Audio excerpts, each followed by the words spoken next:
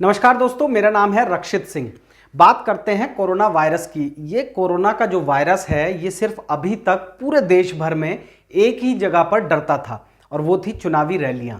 चुनावी रैलियों में मानो कोरोना वायरस डरकर भाग जाता हो।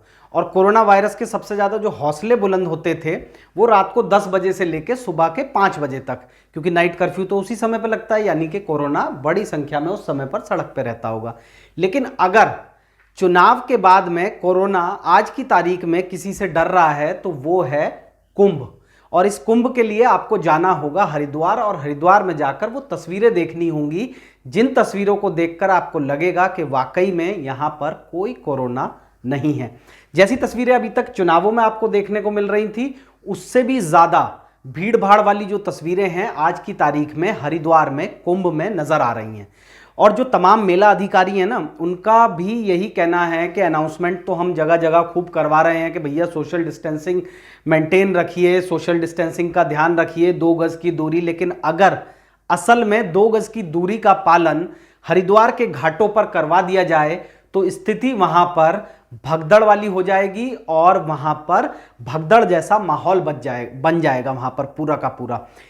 ये मेरा कहना नहीं है, ये वहां पर जो तमाम मेला अधिकारी हैं उनका कहना है, क्योंकि इतनी बड़ी संख्या में लोग बाग आज की तारीख में हरिद्वार में कुंभ में पहुंच रहे हैं स्नान करने के लिए। तो वहां पर अगर 2 गज की दूरी मेंटेन करवा दी जाए तो आप खुद सोचिए कि जिन घाटों पर आज की तारीख में हजारों लाखों लोग भिड़कर एक दूसरे से चल रहे हैं, अगर एक व्यक्ति से दूसरे व्यक्ति के बीच में 2 गज की दूरी हो जाए तो हरिद्वार पूरा छोटा पड़ जाएगा उस भीड़ के लिए, जो भीड़ आज की तारीख में वहां पर इकट्ठा हो चुकी है।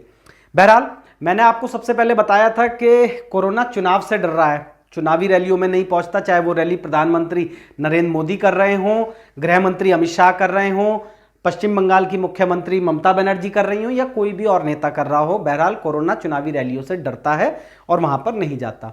अब कुंभ में भी कुछ ऐसे ही हालात हो गए हैं। हरिद्वार में भी कोरोना घुसने से शायद डर रहा होगा बहुत ज्यादा और वहां पर दाखिल नहीं हो रहा, और इसीलिए लोग बाग जो है वहां पर बड़ी संख्या में इकट्ठा हो रहे हैं। लेकिन आपको क्या मालूम है कि कुंभ में दरअसल जो ये भीड़ इकट्ठी होने दी जा रही है वो क्यों होने दी जा रही है?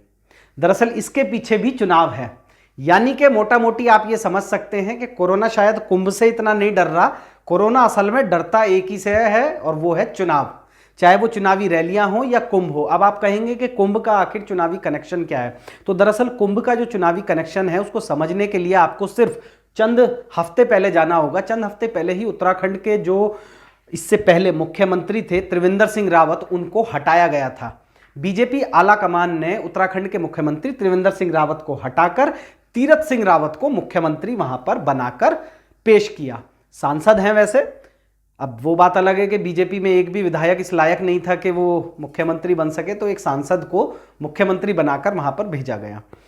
अब जो ये नए मुख्यमंत्री बने हैं तीरथ सिंह रावत, इन्होंने सबसे पहले जाते ही जो सबसे बड़ा काम किया और सुर्खियों में आए, उनके बयानों के अलावा, वो बयान कई सारे दे चुके हैं, बयानवीर साबित हो रहे हैं आजकल, तो जो सबसे बड़ा काम किया था वो उन्होंने यही किया था कि हरिद्वार में जाकर तमाम जो बड़े बड़े मठ हैं, उसके अलावा जो तमाम साधु संत हैं, उन साधु संतों से मुलाकात की थी।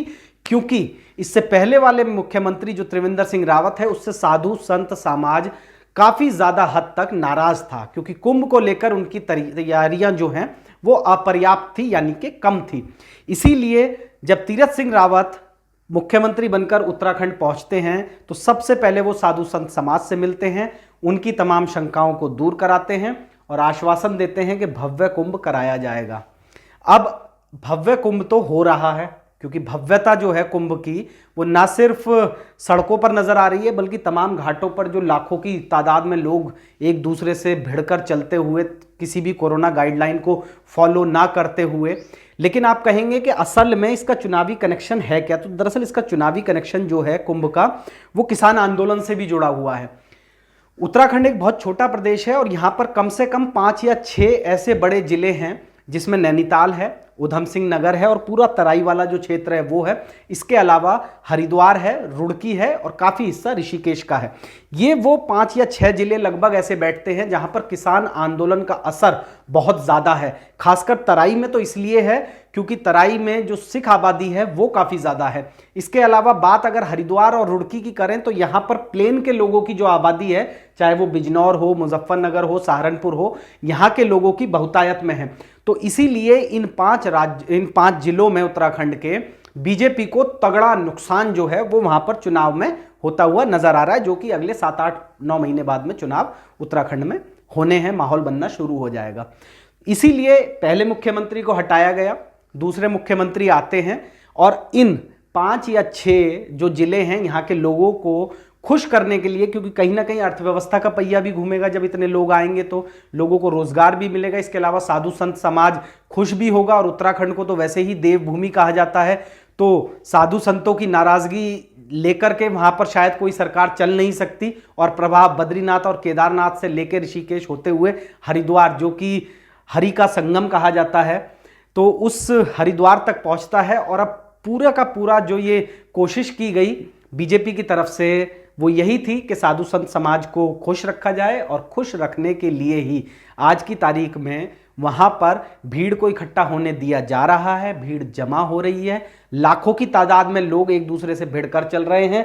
भले ही पूरी दुनिया में कोरोना वायरस के मामले में भारत दूसरे पायदान पर पहुंच गया हो और शायद जल्दी टॉप भी कर जाए अगर ऐसे हालात रहते हैं तो, लेकिन बावजूद उसके कोरोना के जो गाइडलाइंस हैं उनको फॉलो ना करते हुए लाखों लोगों की भीड़ जुटने दी जा रही है। और जुटने इसीलिए दी जा रही है क्योंकि उत्तराखंड में भी आगे जाकर चुनाव हैं।